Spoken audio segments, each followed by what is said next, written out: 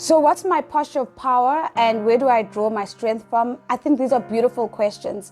And my answer might seem a little bit silly, but there's a lyric that comes from a song that's sung by Whitney Houston and Mariah Carey. And the lyric is, "We were moving mountains long before we knew we could."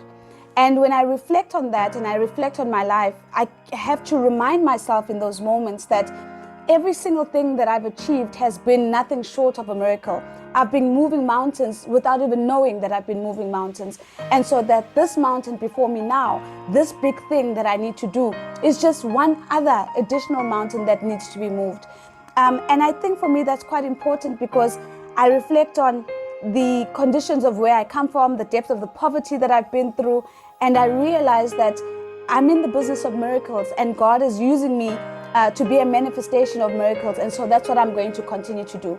The second thing, which I think is also quite important and is not lost on me, is that in the line of work that I do, I'm oftentimes the last person in a string or value chain where other people have had to do weeks of work, months of work to get to the moment where I just need to get on stage and begin to speak.